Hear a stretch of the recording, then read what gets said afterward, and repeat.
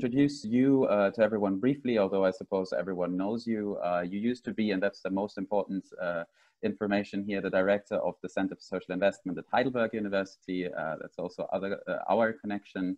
Are now an emeritus professor of Heidelberg, and the slightly less important information is that you've been also the past president of the Hertie School, and you continue to be a professor of sociology there.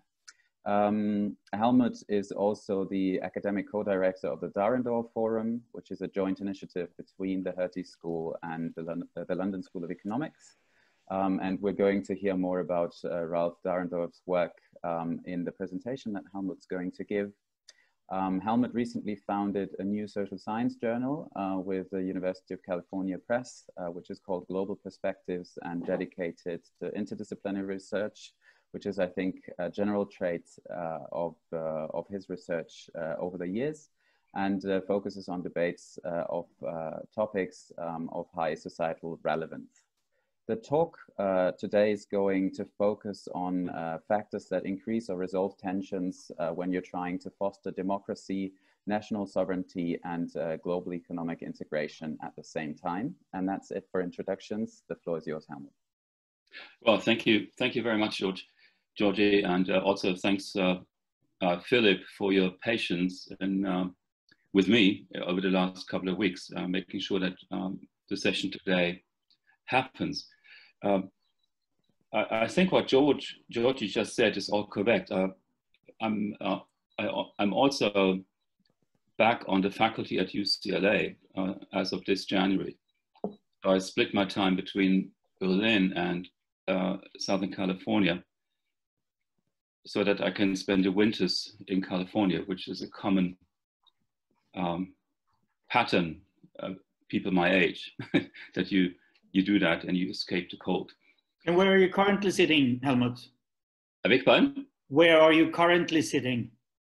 I'm now in Berlin. I'm actually sitting in my flat. So you're the closest to Hamburg where the conference is, actually? Yeah. Of all the participants here. Yeah, I know. It's crazy. Yeah. So the paper that you have, of which this PowerPoint is a summary, was written late last year, and it was the first of 3 papers. In the first paper that you have, and I will concentrate on that mostly, we simply asked the question, to what extent does the Dahrendorf Quandary and the Rodrik Trilemma apply? So it's an empirical test. In the second paper, based on the first, we asked, well, does the performance of countries in relation to the Quandary and the Trilemma have something to do with the global financial crisis and how they got out of it or through it now some 10 years ago? And in the third paper, we asked, I think the most interesting question is, what kind of policy initiatives have countries adopted, and how do they relate to their performance relative to the Quandary and the Trilemma? So all of these 3 papers are under review at the moment, and I don't know whether we pass muster with the reviewers, but whenever I mention the Quandary or the Trilemma, it strikes a chord with people, and I think it's somehow related to the zeitgeist in which we are at the moment, that we increasingly question some of the fundamentals that we took for granted even 10 years ago, and I'll have more to say about that. Next slide, Philip. Yeah, so what is the Dahrendorf Quandary? In 1995, now keep in mind, that's quite some time ago, right? Dahrendorf wrote a piece for the United Nations. It's a think piece. And he argued there that as we keep globalizing our economy, at some point we are going to run into difficulties when it comes to our democracy and to the social cohesion of civil society.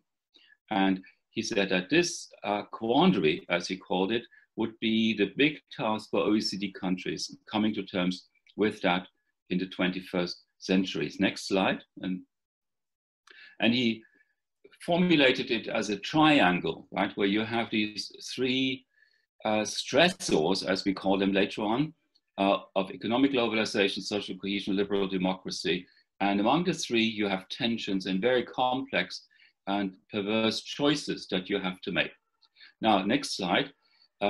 Some 10 years later, Rodrik of Harvard formulated what has become known as the Impossibility Theorem, or the Trilemma, where he said that democracy, sovereignty at a national level, and global integration of the economy are at some level mutually inconclusive. And you can combine any of the two, but not all, and never in full. Right? And that is now the Rodrik Trilemma. It has received more attention than the Dahrendorf Quandary, but since we're the Dahrendorf Forum, we actually started exploring the quandary more than we have the Impossibility Theorem. Next slide. And what he means by that is that you have an impossibility. Yeah, and I already explained that. So what's behind it? That you have these economic drivers of globalization. They undermine the nation state, hence national sovereignty, and in turn that's bad for democracy, leads to a loss of legitimacy. You get a rise of disloyal and semi-loyal oppositions. In response, you can pursue nativist or neo-mercantilist economic strategies that might be good for the nation state, even for democracy, but then you would lose out in economic growth, right? And you can play on each of these themes and you see where the tensions and the dilemma are. Next slide. So for Dahrendorf, he says that with globalization growing significantly over time, we will sooner or later run into difficulties when it comes to democracy and social cohesion of society. And Rodrik says you cannot have growth in all three over extended periods of time and simultaneously. Both are rather pessimistic in their outcome, and Dahrendorf said that we will have more and more temptations with authoritarianism in countries that are pushing the limits of economic globalization. Next slide. So what we did, and here is an awful lot of data work and computations that I largely skip over, but they are detailed in the paper. We operationalized the trilemma around drivers, and the main driver, of course, is economic globalization. And we used the KOF Globalization Index from the University of Zurich, and then a liberal democracy index, largely from the Gothenburg people. And for social cohesion and civil society development, we use the social trust measure from the World Value Survey and, if applicable, other value surveys as well. So that's how we operationalize the trilemma. Next slide. And for the stressors in the quandary, we have a somewhat more elaborate operationalization. First, what are the stresses associated with economic globalization? We do have two. One is the extent of de-skilling going on in the labor force, and then the growing share of the lowest quintile in the distribution of income. Then when it comes to democracy, we have three indicators. One is actually dissatisfaction with democracy, electoral turnout, and the success of anti-system parties and opposition movements. So that would be the disloyal and semi-loyal political fringe. And then you look at social cohesion and civil society. We have the inverse social trust measures, the core civil society score that is taken from the quality of government data from Gothenburg.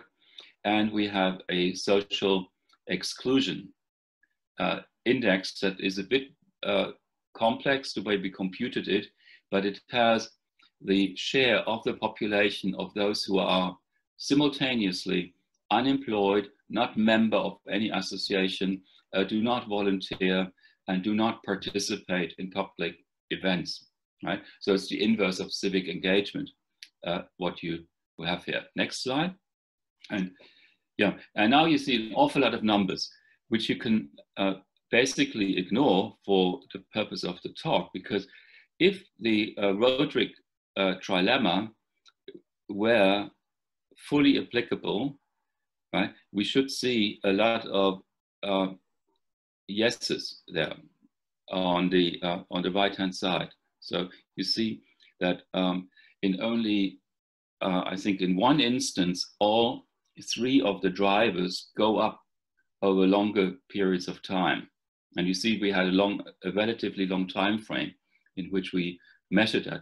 But typically you either have two going up or one going up and the others remaining stable or even declining, right? So if you take a look at Australia, you see that we have two drivers that go up in a pronounced way, right? So that's economic globalization and social cohesion. But then the national democracy and the nation state remains stable. If we go to the next slide, we have the same, and you don't see all countries here, but you see that the stressors, right, the difficulties that arise for countries undergoing increased globalization of the economy, also shows that we rarely have all three stressors go up.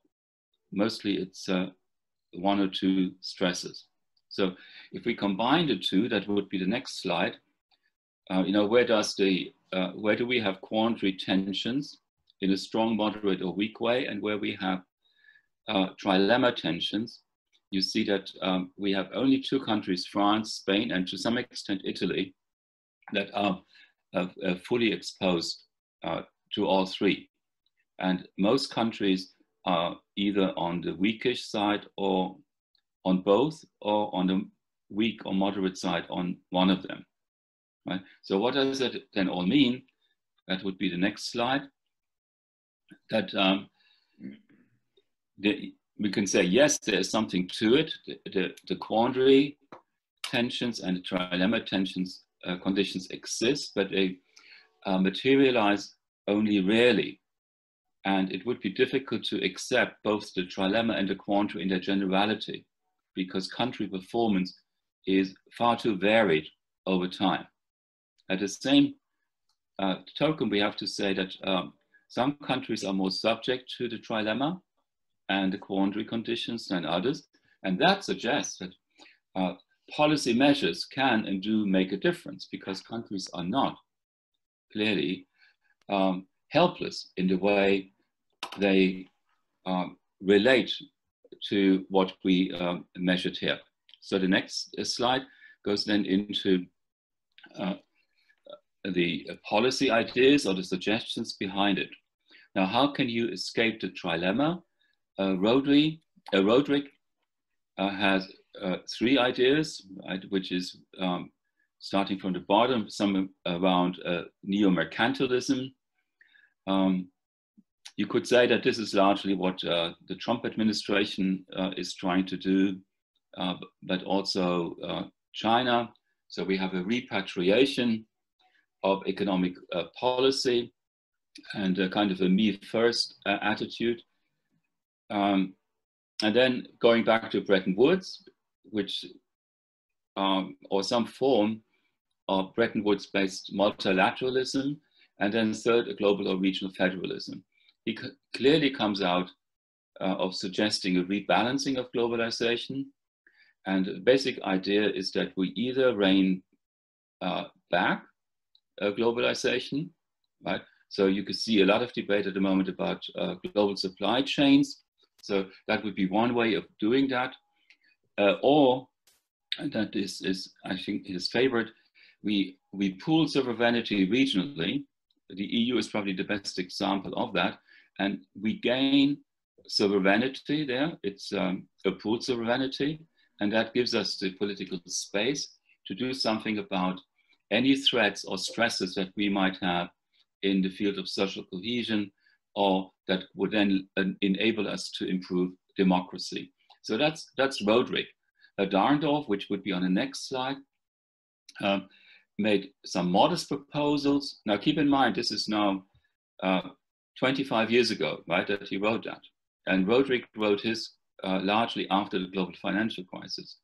And Dahrendorf clearly anticipated changes in the workplace. He wanted to undercut the supply route of the new precariat.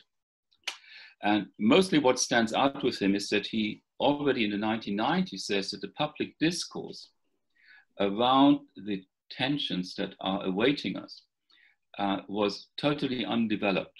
There was an assumption that somehow economic globalization is the way to go and societies better go along with it, right? So that was the kind of the elite consensus at that time, the Washington consensus, which has now, of course, broken down, but that consensus failed to take society with it. And that was this big theme, in fact, in that 95 UN paper.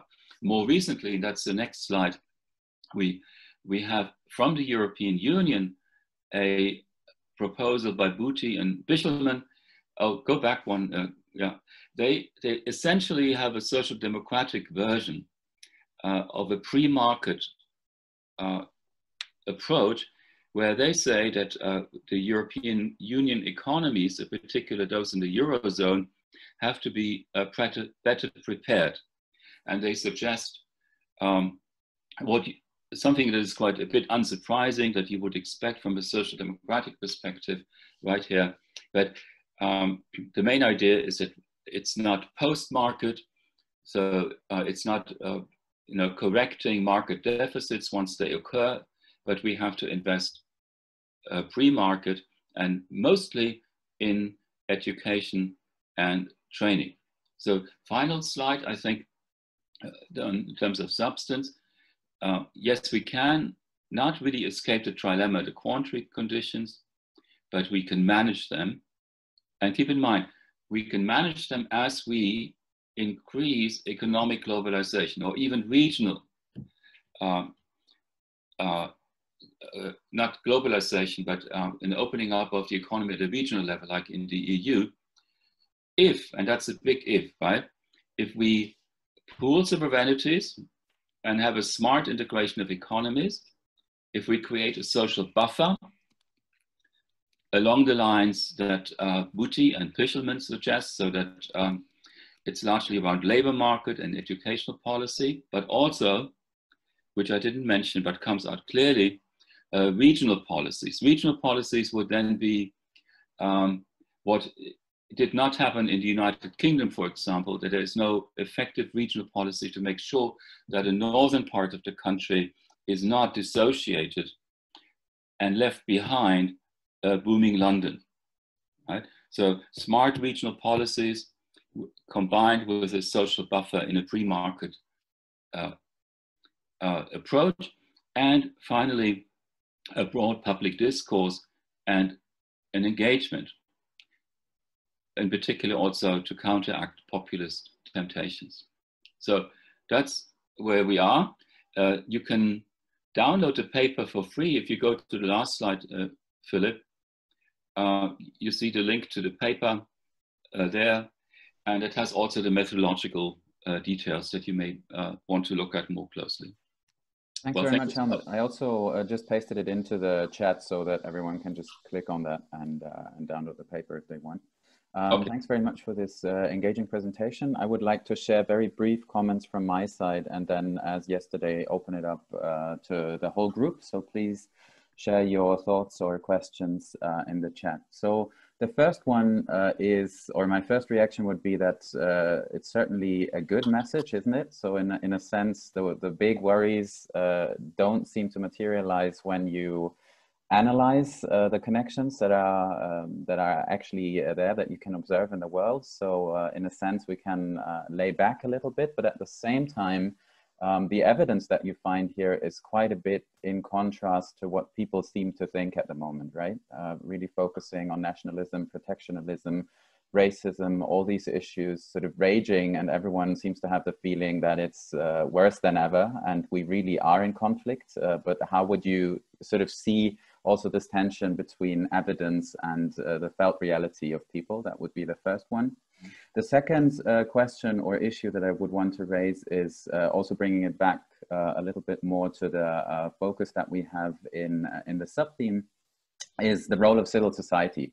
So I was thinking about social origins theory, which emerged from your work, and these kinds of reference frames. I know it's about the third sector in relation to nation states, but still I was asking myself, both in terms of organized actors, but also individual actors, how do those relate? So do you see any, although it wasn't part of the, at least not explicitly, of the analysis that you were running, do you see a specific role in culture on the individual level, or an organized third sector nonprofit sphere in maybe counteracting or balancing out the tensions that there might be? So do you have some suppositions or hypotheses in terms of whether that might have an influence in countries where you actually don't see the tensions of the trilemma or the quandary playing out?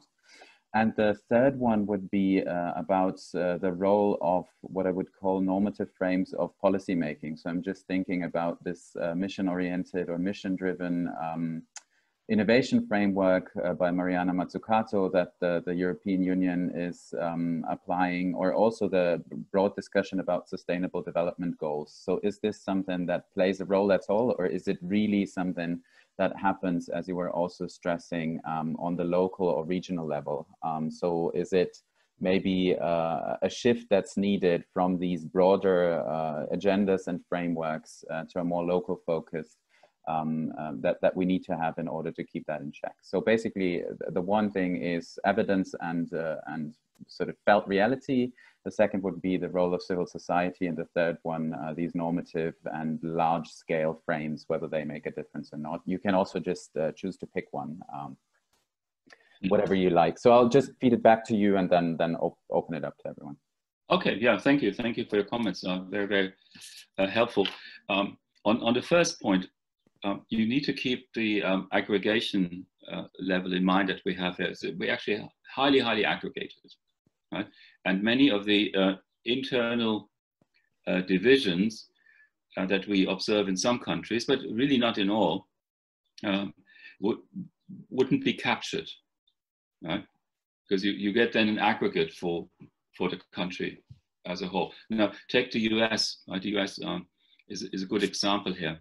If you were to break down some of the measures in the regional level, you would probably see more differences within the United States itself than you would see between the US as a whole and most European countries or Canada, right?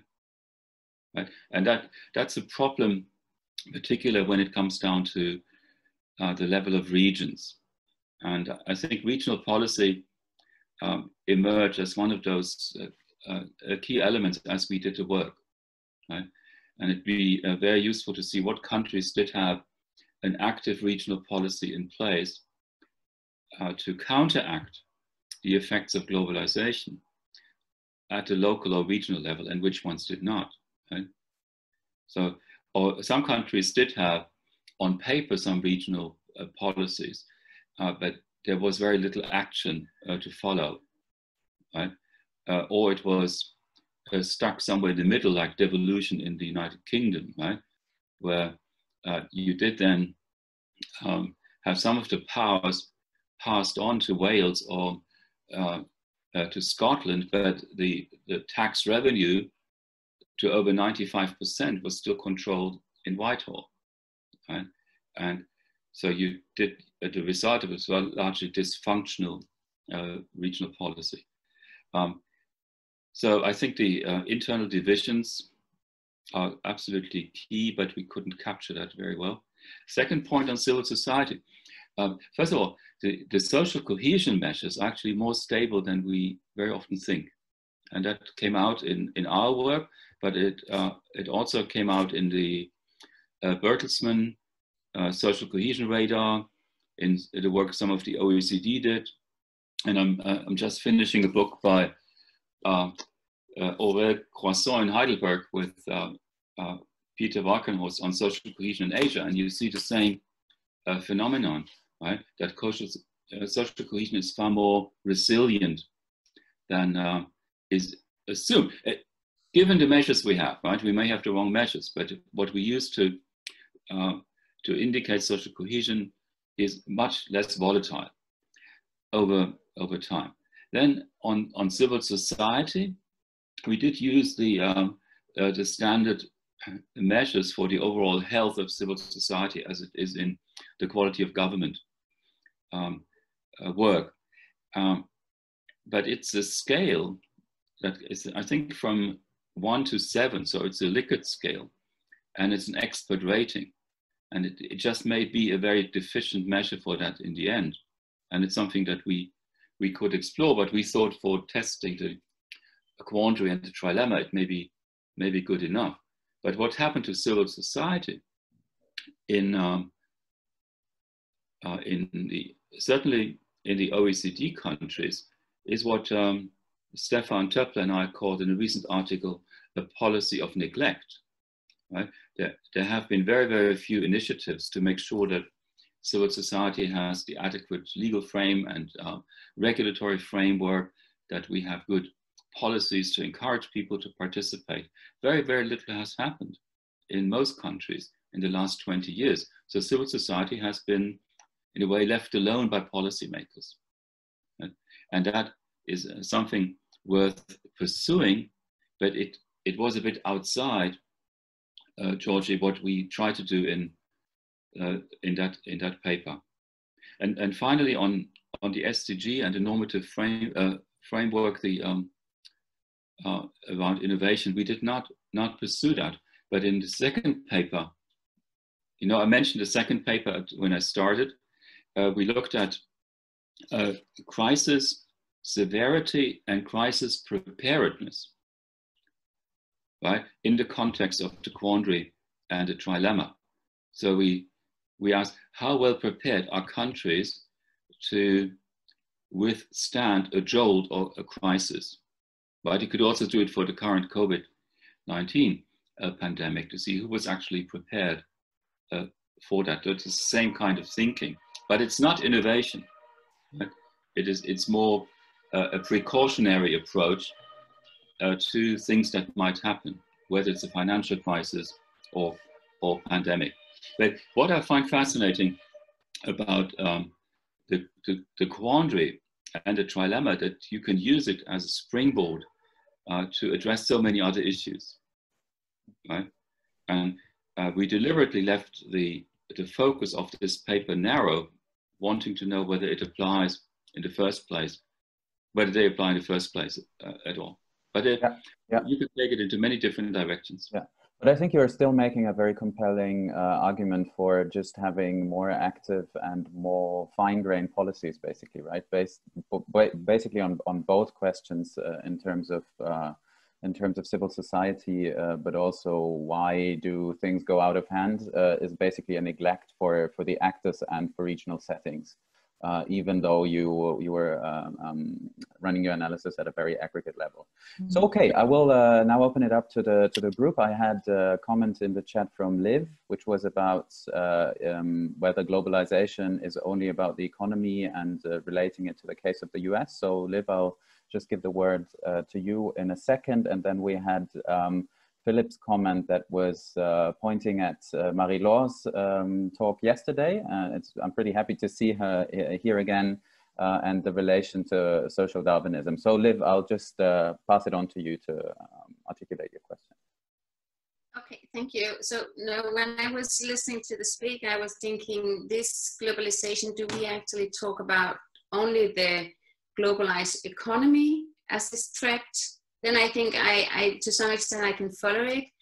Or do we also talk about globalization in a more broad sense? Because if it's in a more broad sense, then you would say, and then you came up with some numbers about the US, they are drawing everything back. But I don't think it makes the case to actually what they are doing. They have a huge problem in social cohesion. And what is actually, if we take the case of George Floyd, what is actually changing something might be the awareness of the globalized community or the global civil society, if we can talk about that at all. Should I respond directly? Yeah. In the context of the paper, we only talk about economic globalization, right?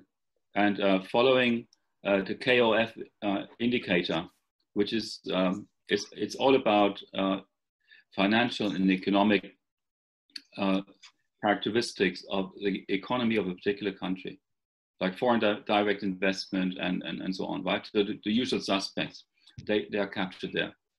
Right? But Can I follow up on that? But then, isn't it a little bit difficult then to talk about social cohesion? Then you have like an ontological understanding that economic soundness affects necessarily social cohesion and not the other way around. And then cohesion between the states and the people, because if you go to earlier East European country, there might have been some kind of civil society activism, even though it was against the state and the economy was bad. Do you follow my question? Yeah, keep in mind, you need to keep the purpose of the paper in mind. The purpose of the paper was simply to test whether those two proposals stand empirical reality, right? That was the purpose. We did not impute any relationship between the three drivers and the three stressors. What the analysis focused on was simply the coincidence or the tri-incidence, if you wish, of each of them. That's what we wanted to look at. I guess in principle, a possibility to just extend it further would be to run a similar analysis without a quandary or trilemma, but operationalize globalization in other terms, right? And see how the connections play out there. So maybe that's something to take it forward. Obviously, that was, as you were saying, not the focus here. Yeah. Maybe, yeah. If I can say, if people talk about globalization and the way it's operationalized, right? You have economic globalization, you have cultural globalization, you have legal globalization, and what I'm forgetting one. Social, right? So these would be the networks and the connections that you have. But you see, to some extent, these were outside the focus of these. They were outside the focus of both the trilemma and the quandary. But you could do it. Okay, Philip.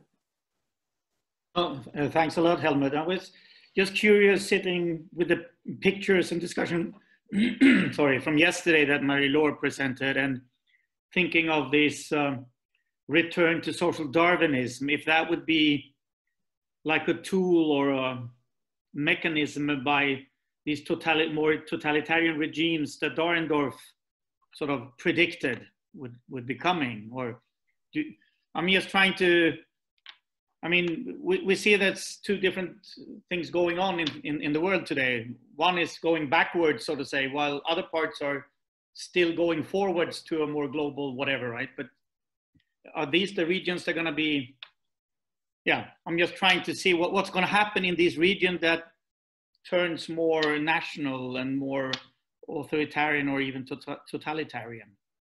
That was just from the top of my mind question. Well, we don't know what's going to happen in the United States, right? Come November. And even though some of those new mercantilist policies were already advanced, but at a much lower level by the Obama administration, we just had now 3.5 years of macroeconomic disaster. Unless you like neo-mercantilism, right?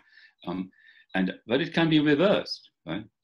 It can be reversed, and the big unknown in the picture is China, and I think China is even when you look at the trilemma, I think one country that can afford politically to break it.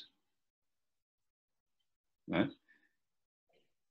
So what they're trying to do in Hong Kong, just have the trilemma in mind and look at how China is pushing Hong Kong along for the sake of being the bridge to the outside world in terms of finance. And right? So your question and linking it to social Darwinism is I think a good example of how you can take the thinking that is embodied in the quandary to current political problems. Right? And look at the at Merkel. Merkel in her presidency at the moment, she tries to come up with some way that Rodrik would like. Right? Let's pool. Let's have a smart pooling of sovereignty, also in the way we deal with the outcomes of the COVID-19 crisis. So we have 500 billion, right, of funds that are being pooled at the Commission, and we now allow the Commission to raise funds on its own for the first time ever, right? So Rodrik could say that's the right way forward, right? But do you think that this would open up for more experimental? I mean, before the crisis, in a sense, everything was going more or less in the expected same direction, right? But all of a sudden, we might close down certain parts of the world to experiment with more alternative boxes. So we will see a multiplicity of approaches in these closed off economies or regions. I mean, that's interesting. Which we already have seen. Look at you know, China and the Belt and Road Initiative. Yeah. Compared to the somewhat withdrawal of the US as a political actor. At the same time, we have the four tech giants, right, dominating ever more parts of the economy in ever more countries, right? So that's been going on already. Yeah, but I'd be interested to hear how others think about the policy implications of what we're talking about.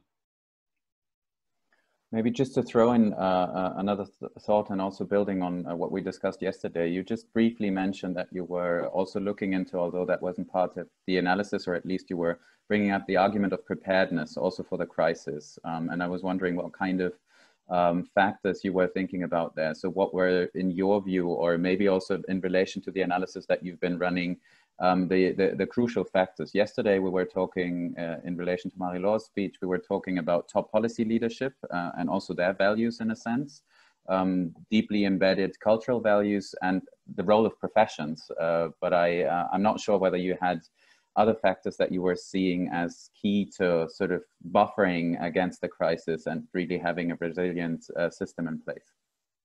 We mainly looked at macroeconomic indicators when it was with about a crisis preparedness, because Georgie, that's only because we looked at a particular crisis, right, which was the global financial crisis. So we looked at you know, the banking sector and the labor markets. To what extent, what furlough measures do countries have in place, right? And we looked much less at civil society indicators there. Yeah, we still had Liv, a comment from Liv, and also from Lisbeth. Maybe Lisbeth, you want to go first because you haven't said anything yet in the discussion. You're still muted. Thank you for your presentation. That's so much. I was wondering, you made this remark about a debate about the tensions, right?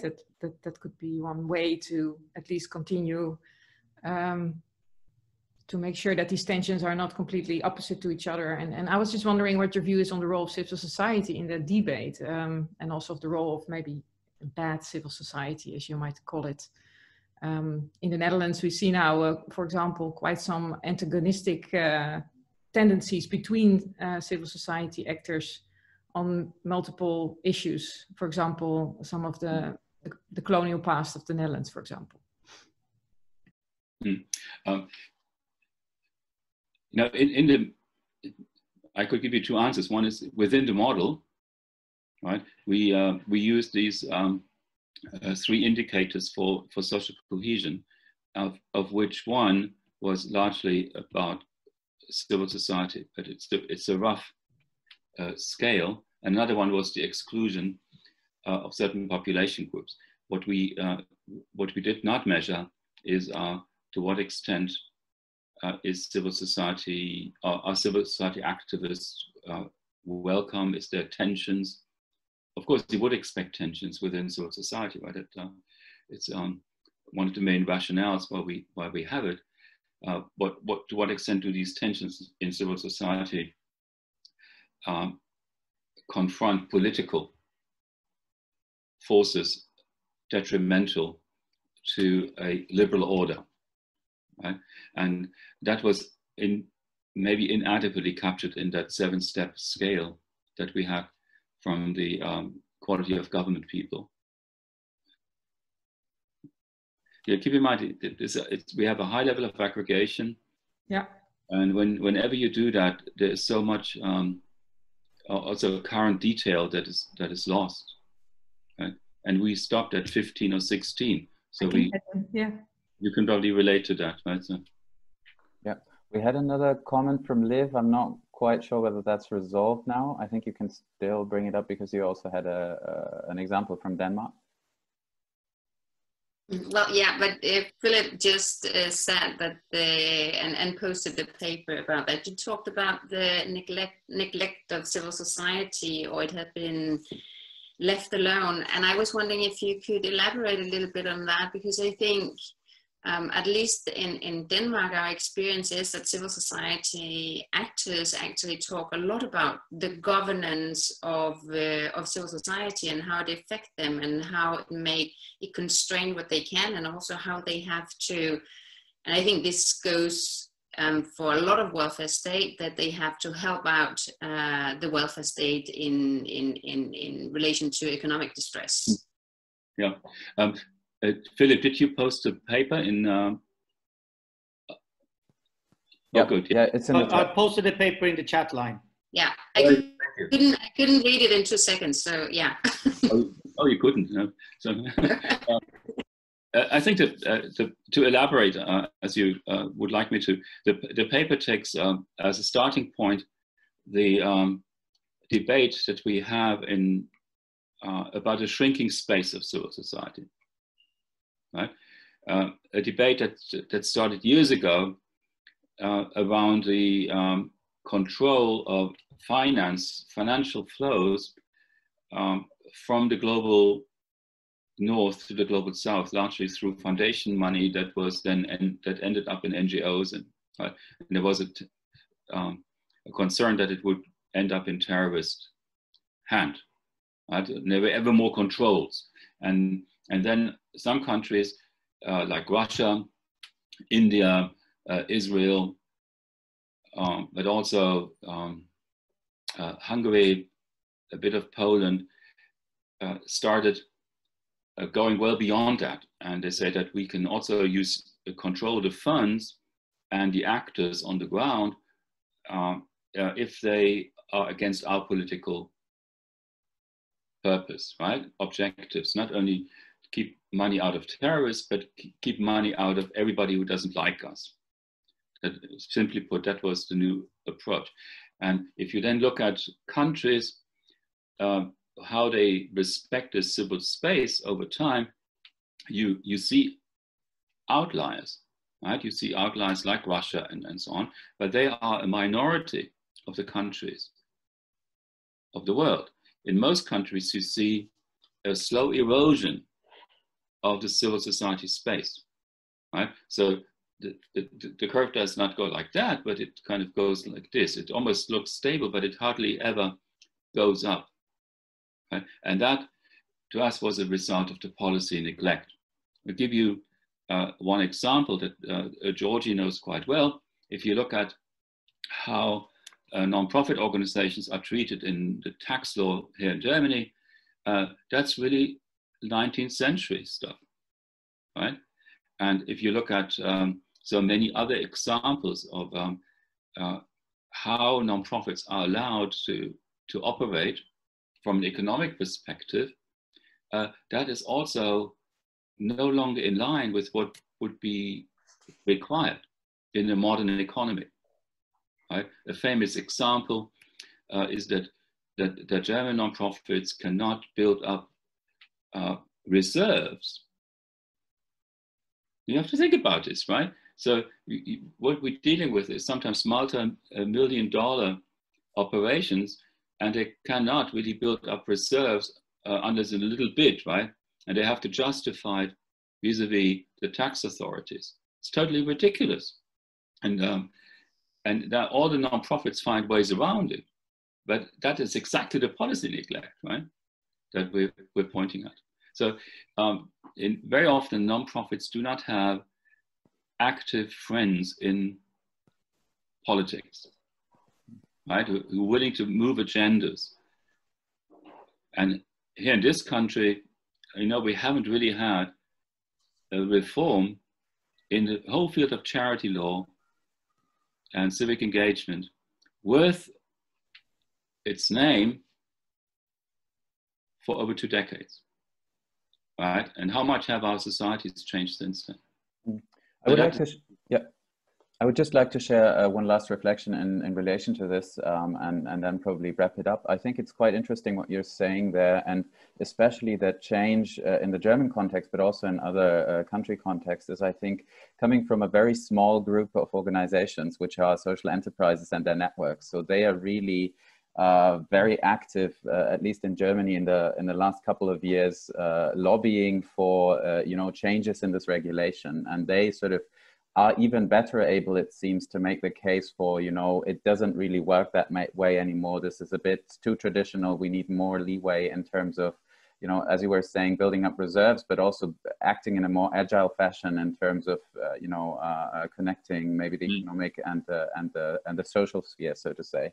So as we were talking about renewal and institutional shifts and changes, I think it's quite interesting that these really tiny actors are making such a fuzz and might even enable a larger transformation that seems to be necessary, as you're arguing. Yeah. So thanks everyone. Thanks Helmut for this great keynote. As I was saying, we've recorded it, so we will bring it to the world, I hope, in some way. Thanks a lot for the discussion, and yeah, I think we can build on those themes as we go into our last 2 sessions.